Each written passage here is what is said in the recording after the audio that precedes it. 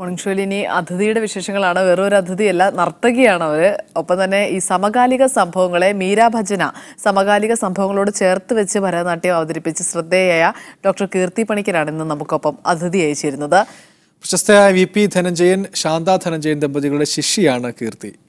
ഭരതനാട്യത്തിൽ PhD കരസ്ഥമാക്കിയ കീർത്തിയുടെ കീഴിൽ നിരവധി കുട്ടികൾ ഭരതനാട്യം അഭ്യസിക്കുന്നുണ്ട്. എന്തായാലും അവരുടെ വിശേഷങ്ങൾ നമുക്ക് കാണാം.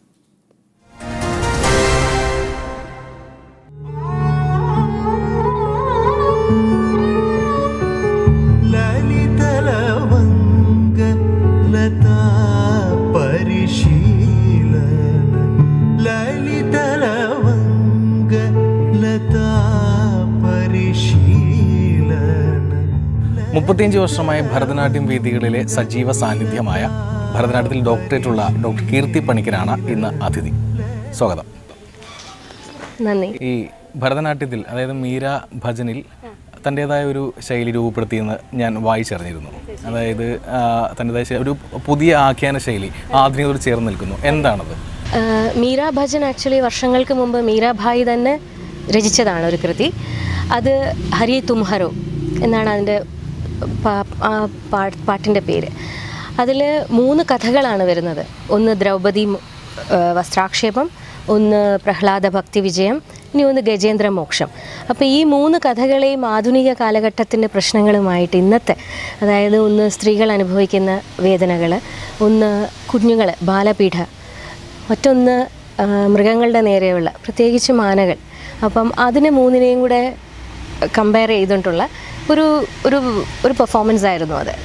അപ്പം എൻ്റേതായ രീതിയിൽ അതിന് ചെറിയൊരു 10 മിനിറ്റിൻ്റെ ഭജനാണത്. അപ്പോൾ ഇതൊരു 45 മിനിറ്റ്സ് ഉള്ള ഒരു ഡ്രാമ പോലെ, അതായത് സോളോ പ്രസൻറ്റേഷൻ, ഏകാഹാര്യ അഭിനയം എന്ന രീതിയിൽ ഭരതനാട്യത്തിൽ അത് പ്രസൻറ്റ് ചെയ്യാനുണ്ടായത്. അപ്പോൾ അതിനൊരു നല്ല സ്വീകരണം ഉണ്ടായി. കാര്യം ആൾക്കാർക്ക് നന്നായി മനസ്സിലാവുന്നുണ്ട്. എല്ലാ വിധത്തിലും, എല്ലാ തരത്തിലുമുള്ള, എല്ലാ തലങ്ങളിലുമുള്ള ആൾക്കാർക്ക് വളരെ വ്യക്തമായിട്ട് മനസ്സിലാവുന്ന രീതിയിലാണ്. അതിൻ്റെ മ്യൂസിക്കിലും പ്രത്യേകതയുണ്ടായിരുന്നു. സാധാരണ ഭരതനാട്യ രീതിയിൽ ഉപയോഗിക്കുന്ന മൃദംഗം, വയലിൻ എന്നുള്ള ഇതിനുപരി പിയാനോ, അതായത് ചെന്നൈയിൽ വളരെ ഫേമസ് ആയിട്ടുള്ള ഒരു മ്യൂസിഷ്യനുണ്ട് പിയാനോയിൽ, അനിൽ ശ്രീനിവാസൻ എന്ന് പറയും.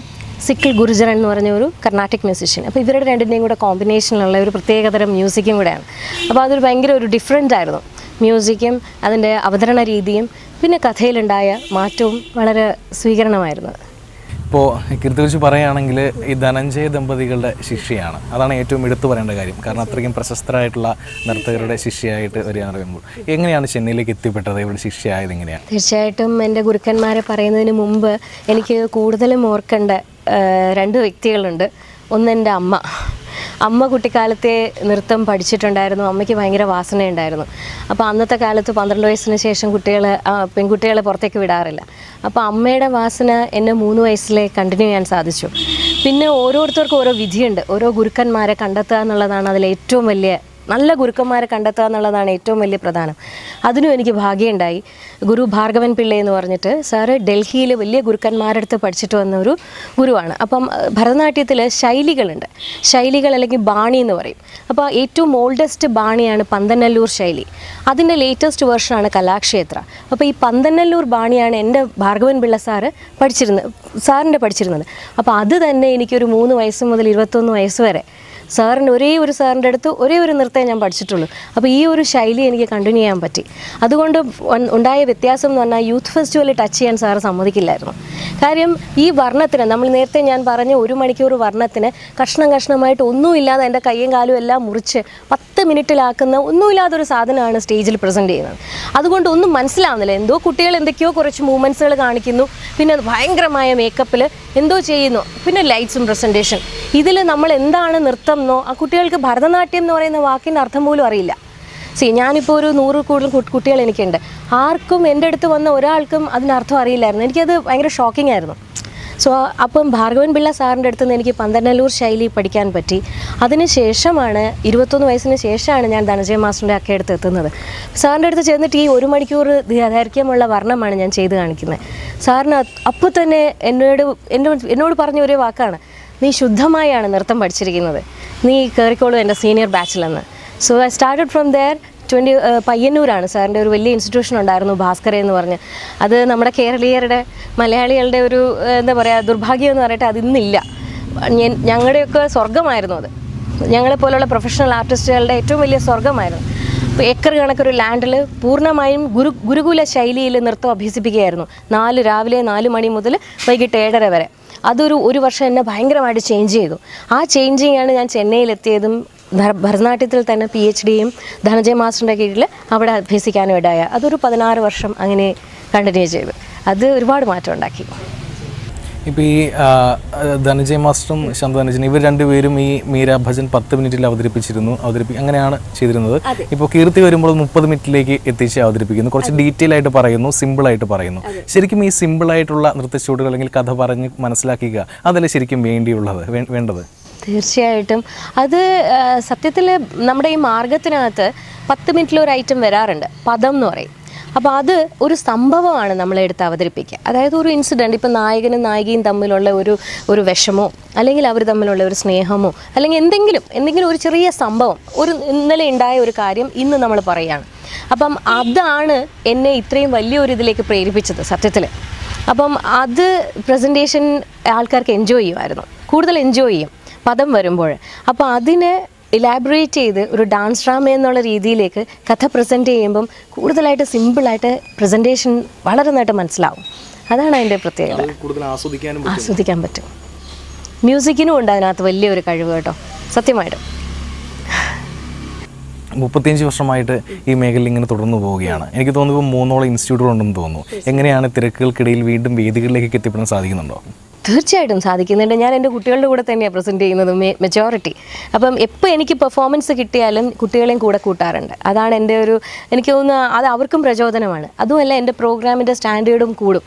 ഓഫ് കോഴ്സ് കുട്ടികളും അവർക്കും മനസ്സിലാവുകയാണ്. ഞാനും പഠിച്ചത് അങ്ങനെ തന്നെയാണ്. എൻ്റെ ധനഞ്ജയ മാസ്റ്ററും ഒക്കെയും ഇപ്പോഴും ചെയ്യുന്നുണ്ട്. ഇപ്പോഴും ഇപ്പോൾ പ്രസൻറ്റിങ് അതൊരു അത്ഭുതമാണ്. കാര്യം ഞങ്ങൾ സ്റ്റേജിൽ കയറാൻ നിൽക്കുമ്പോൾ ധനഞ്ജയ മാസ്റ്റർ അത്രയും നേരം ഗുരുവായിരുന്ന ഒരാൾ ഒരു പാമരനാവണമെന്നുണ്ടെങ്കിൽ സാർ ആവും. അത്ഭുതമാണ്. ആ ബോഡി ലാംഗ്വേജും എക്സ്പ്രഷൻസും മാറുന്നത്, അതേപോലെ രാജാവായി മാറുന്നത്. സോ ഇത് രണ്ടും കാണുന്ന ഞങ്ങൾക്ക് ഏറ്റവും വലിയ പാഠം അതാണ്. സോ ഗുരുവിന് നൃത്തം ചെയ്യുന്നത് കാണാൻ കിട്ടുന്നതാണ് ഏറ്റവും വലിയ പാഠം. അങ്ങനെ പഠിച്ച എനിക്ക് I will never stop this. So sir ഇപ്പോഴും 80 വയസ്സിൻ്റെ ആഘോഷമാണ് ഇപ്പോൾ കഴിഞ്ഞത്. ഇപ്പോഴും അവർ ചെയ്യുന്നു. സോ ഐ തിങ്ക് ഈശ്വരൻ സഹായിച്ചാൽ ഞാനും അങ്ങനെ തന്നെ കണ്ടിന്യൂ ചെയ്യും. 35 വർഷമായിട്ട് ഈ മേഖലയിലുണ്ട്, നിരവധി കുട്ടികളെ പഠിപ്പിക്കുന്നുണ്ട്. എന്താണ് കുട്ടികൾക്ക് കൊടുക്കാനുള്ള ഏറ്റവും നല്ല പാഠം എന്താണ്? കുട്ടികൾ ഇതൊരു തപസ്സാണ് സത്യത്തിൽ. എല്ലാവരും പറയുന്നതാണ് ഒരു ഡിവൈനിറ്റി, ഒരു അർപ്പണമാണ് ഇതിനകത്ത് വേണ്ടുന്നത്. ഏറ്റവും വലിയ ഇൻട്രസ്റ്റ്, സ്നേഹം, ഇതിനോട് വേണ്ടുന്ന ഒരു സ്നേഹമുണ്ട്. ഇതിനൊരു ചിട്ടയായ ലൈഫ് സ്റ്റൈലിലേക്ക് മാറ്റണം. ഓക്കെ, ആദ്യം ഇൻട്രസ്റ്റ് ഉള്ള ഒരു കുട്ടിയാണെങ്കിൽ യോഗ, അതിനോടനുബന്ധിച്ച് പറ്റുമെങ്കിൽ മ്യൂസിക്, ഓക്കെ, ഇത് പോവാം. ഏറ്റവും ആദ്യം വേണ്ട നല്ല ഒരു ഗുരുവിനെ കണ്ടെത്തുക എന്നുള്ളതാണ്. അതായത് ചിട്ടയായി ട്രഡീഷണലായിട്ട് പഠിച്ച ഗുരു, അത് മറ്റൊരു ലാഭത്തിനെന്നല്ലാതെ മറ്റെന്തെങ്കിലും ഒരു ലാഭത്തിനെന്നല്ലാതെ ആ കുട്ടി തന്നിൽ നിന്നും ഇൻസ്പയർ ആവണം. അല്ലെങ്കിൽ കലയാണ് ഏറ്റവും കൂടുതൽ സ്വാധീനിക്കേണ്ട ഒരു സംഭവം. അപ്പം കല ശരിക്കും അവളെ ഇൻസ്പയർ ചെയ്യിക്കാൻ ഒരു ഗുരുവിന് സാധ്യമാവണം. അങ്ങനെയുള്ള ഒരു ഗുരുവിൻ്റെ അടുത്ത് എത്തണം.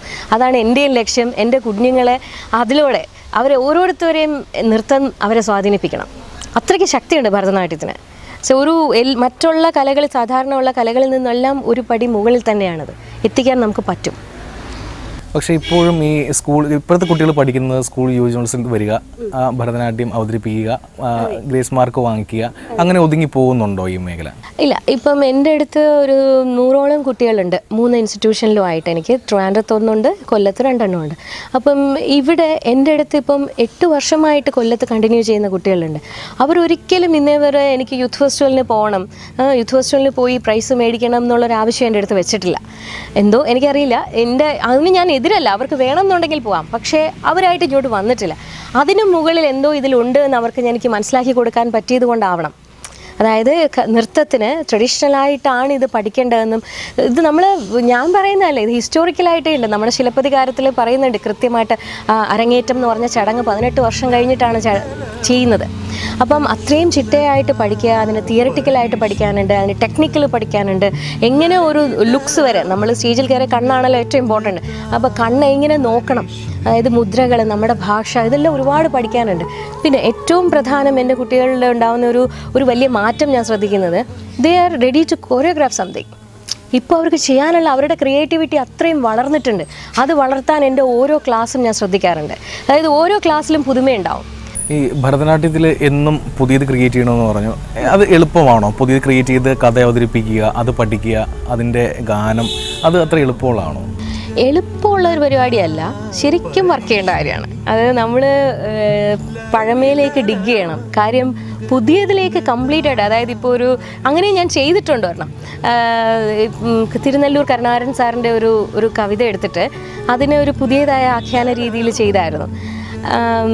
വിയറ്റ്നാമിൽ നടന്ന ഒരു ബോംബ് സ്ഫോടനത്തിനെ ആസ്പദമാക്കി കുട്ടി മരിച്ചു പോവുകയാണ്. അപ്പം ആ കുട്ടിയുടെ ശവമഞ്ചുവമേറുന്ന ഒരു കഥയാണ്. അത് കൊല്ലത്ത് അവതരിപ്പിച്ചു. അത് നന്നായിട്ട് അത് അപ്രിഷ്യേറ്റ് ചെയ്തായിരുന്നു. പക്ഷെ അത് ചെയ്യുമ്പോൾ അതിനകത്ത് നമ്മുടെ ട്രഡീഷണൽ ഭരതനാട്യത്തിലെ ജതികളോ ധളം കുതക്കത്തി കിണത്തും അങ്ങനെയുള്ള ഒന്നും നമുക്ക് കയറ്റാൻ പറ്റില്ല.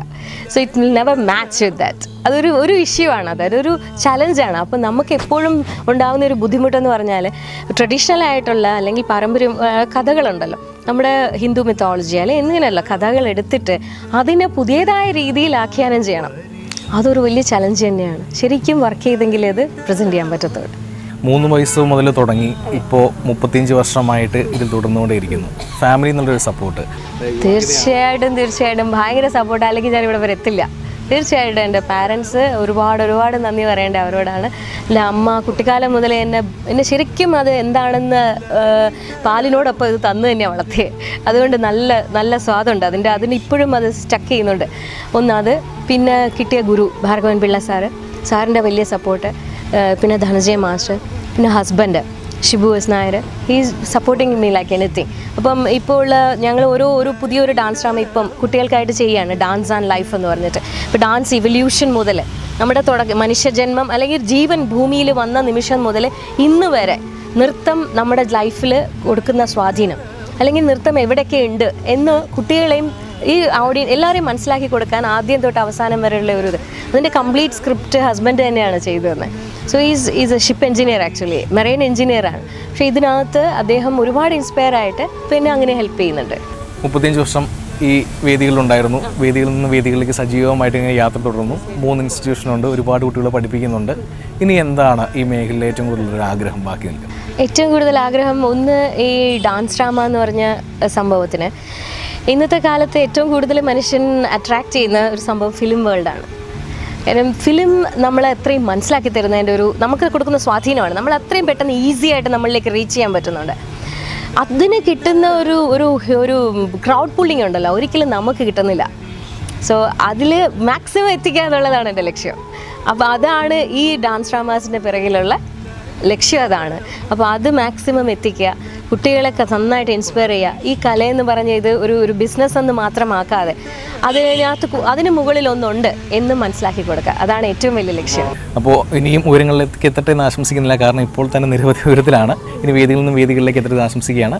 എന്തായാലും മീഡിയ വണ്ണിലെ അതിഥിയായതിന് വളരെ നന്ദി. Thank you so much.